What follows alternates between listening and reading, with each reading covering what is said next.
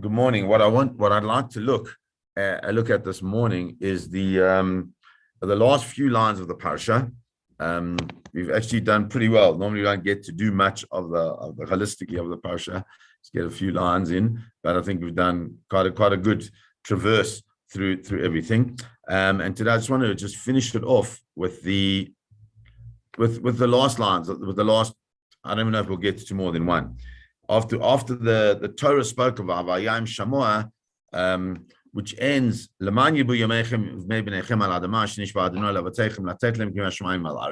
which says that in order that we're doing all those things, that we take on the all mitzvot, in order that the days of yourselves and your children will be many on the on the land which Hashem promised us in Eretz Yisrael. So therefore, it's clear that there is a definitive vision of us being secure in the land of Israel. That's a definitive vision. So it's something to think about, and obviously it plays on our minds all the time. Do we make aliyah? Don't we make aliyah? That's a different discussion. But then the Torah says, key, because im shamor tishmarun et kol mitzvah hazot, if you will keep. Shamor tishmarun, it's a double language of shamor, which obviously implies that the Torah is trying to emphasize this need for shmirah, for guarding, for protecting. Et kol ha-mitzvah hazot, all this mitzvah, which I'm commanding you to do. So it's a holistic system of mitzvah. We'll see what that means. To love Hashem, your God, to walk in all His ways, and to cleave to Him. So we're going to try and unpack this a little bit using different mafarshim. So let's first look at the Rabbeinu Bachaya. Rabbeinu Bachaya says the following: Im tishmeru mitzvat haTorah, Hakadosh Baruch Hu yigaresh ha'avim mipneihem. Says, how do you get Hakadosh Baruch Hu to get rid of the enemies within Eretz Yisrael? It's very simple. That just keep the Torah, keep the mitzvot haTorah, and then Hashem will kick out all the enemies. Why? Because of that you came into the land of Israel. And then the Rabbeinu Bachaya says that im shamor mitzvot haTorah tishmarun, klomar tiye nishmarim mikol oyev mikol mazik. It says im shamor tishmarun, if you will be surely God. But he says no, im shamor, then tishmarun, tishamarun. If you will guard, then you will be guarded yourselves from all the enemies that could come and hurt you. And he says, I says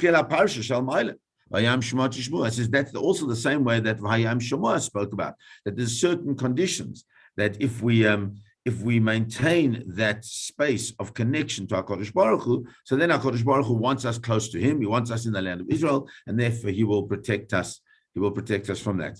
So that's the way the Rabbeinu Bachaya wants to say it. It's very clear. Rashi, on the other hand, is a little bit more, in a way, more like difficult to understand, because he says, Shamor tishmarun, as harat shmirot harbe. There is, here you've got, there's a warning that we have to have a lot of different shmiras, a lot of different guarding. So what are the guardings that we have to guard? Lizaher b'talmudo shelo yishtakach. That we should be, it's a warning on us that on our learning we should not forget our learning. Why is that so important to not forget our learning? Because if we forget our learning, then we forget the learning is all part of that process of the relationship and connection with HaKadosh Baruch Hu. So if we don't have the learning, we don't have that connection, and then it starts to unravel and perhaps fall a little bit apart, and that's where the Ahava comes from. The Ahava, we don't forget. We try not to forget the people we love, their birthdays, and the things that are important to them. And what is important to HaKadosh Baruch Hu is for us to understand and to know what He's thinking. How do we know what He's thinking, so to speak? That is by the learning of Torah. So if we forget the Torah, then it means that we're forgetting a part of our relationship and our ahava for HaKadosh Baruch Hu. Okay, that's one part of Rashi. The Rashi then says, what does it mean? That we must walk in all of Hashem's ways. So the Gemara, the Rashi quotes that well-known Gemara, Hu rachum v'atate rachum. In the same way as Hashem is a rachum, He manifests himself in Rahmanut, in a space of mercy and compassion. So too we have to do that. Hu gomel chasadim, atvata gomel chasadim.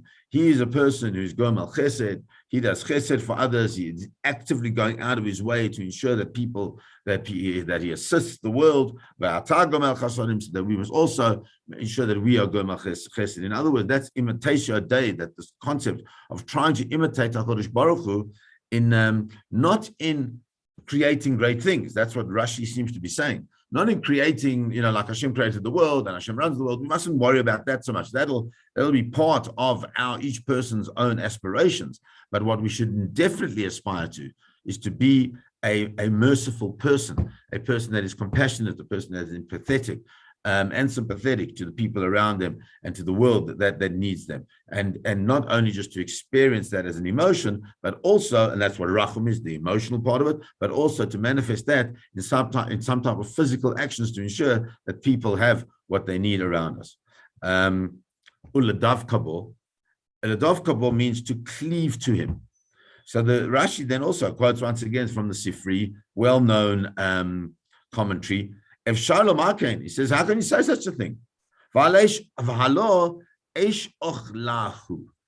the Ribono Shel Olam is a consuming fire. Obviously, HaKadosh Baruch Hu is also a person, is one, is a manifestation of chesed and a manifestation of all these things, but is also an Eish Ochla, is a consuming fire. And if that's the case, how can you cleave to this consuming fire? Because it'll just consume you as well. Ela, so therefore what? We need to connect and to cleave to Talmidim uvachachamim, to people who are learning and to sages who are teaching. We are talking about people who are growing. We need to connect ourselves to spaces of growth all the time. Both people who are learning, how a person only learns because there's a certain level of humility. We can't learn if we don't have humility, because Torah is like water. It goes from top to the bottom. So therefore, we have to be able to want to learn, and therefore sometimes humble ourselves in front of the people that are learning, even if we have different ideas. And these are the great people. These are the people that not that they are learning, but they're teaching. These are the people that we want to be part of and to try and be like them.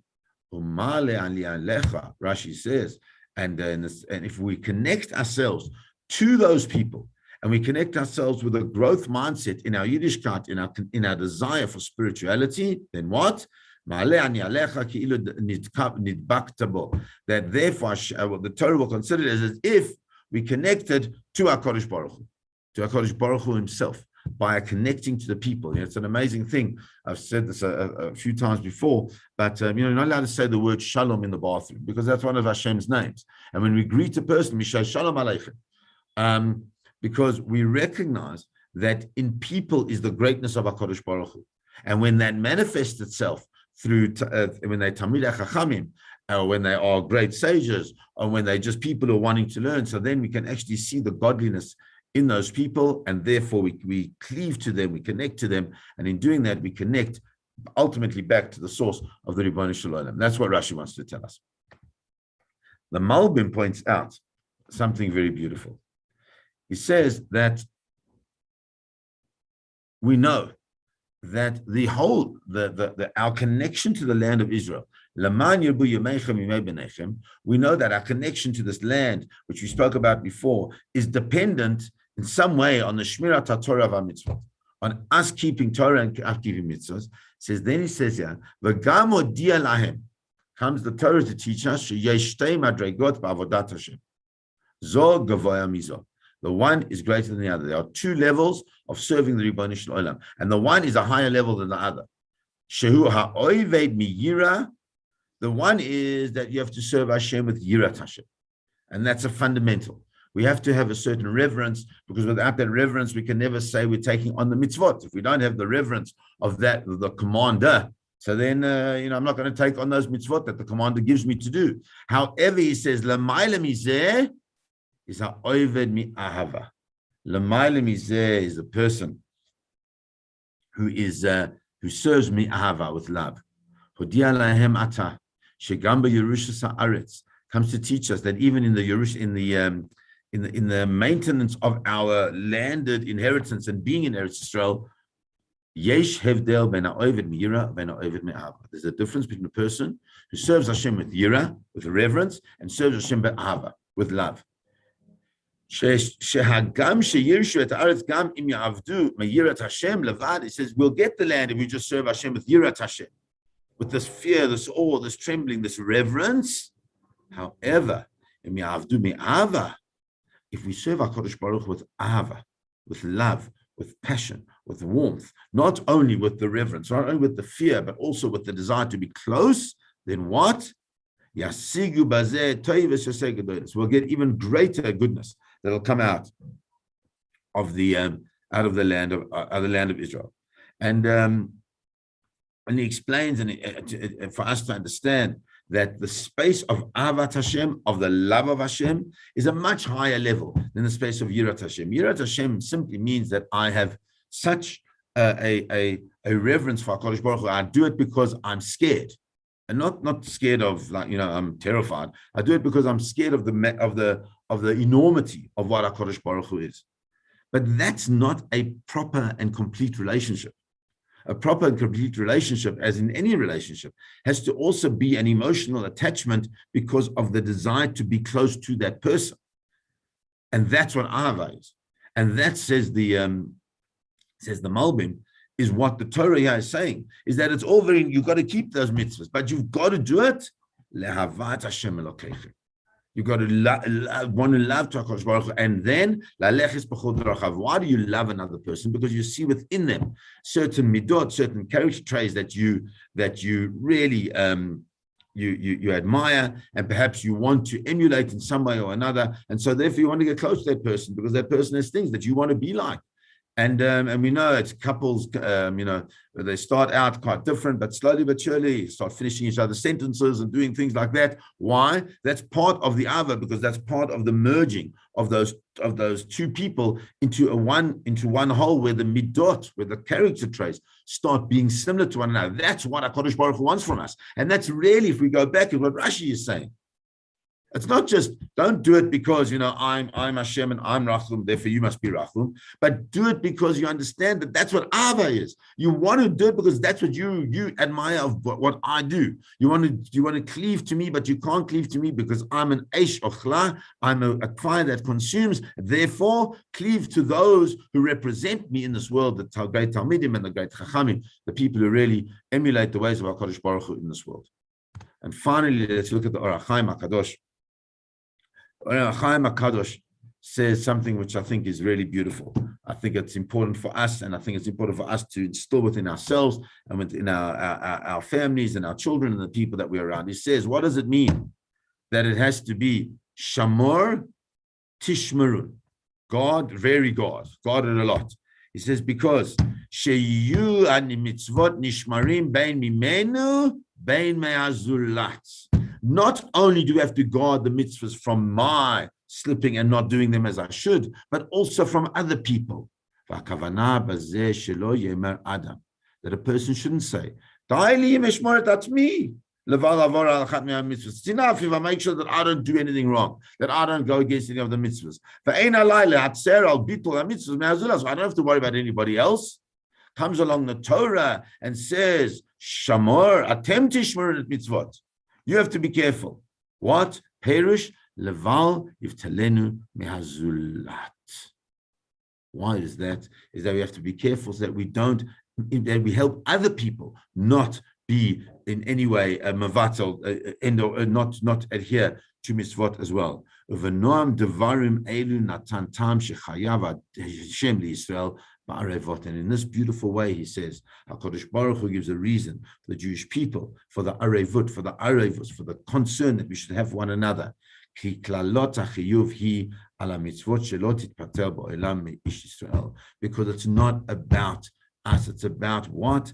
It's about having such a desire that we love HaKadosh Baruch Hu. We want to walk in his ways. We want to we want to cleave to him. And what that means is that we achieve that by doing these mitzvot that we're supposed to do. And we're so in love with that we want everybody else to do it as well.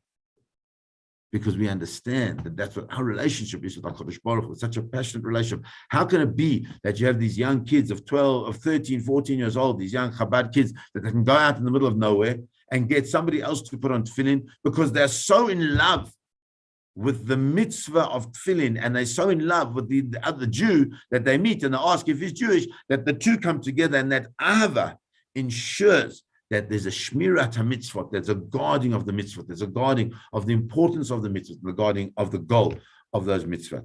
And he says that the whole point is therefore to ensure that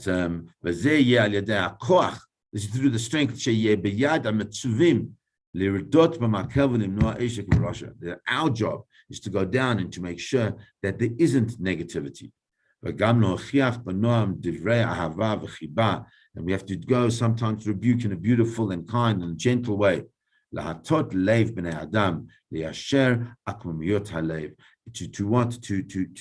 change a person's heart who may not be so connected to HaKadosh Baruch Hu, but rather to make that the crookedness of their heart straight through loving words, through an understanding that our ahava, our passionate ahava, our passionate love is the thing that can change not only our relationship with HaKadosh Baruch Hu, but the people around us, the Jews around us, their relationship with Hashem. What is that? If we are rachum, if we show care, if we show chesed, if we love others, ladav kavod, and we cleave to those people who really are the real representatives of HaKadosh Baruch Hu in this world, then it is truly the right that we have to claim the land of Israel for ourselves. Have a beautiful Shabbos, everybody. Please God, it should be warm, it should be safe.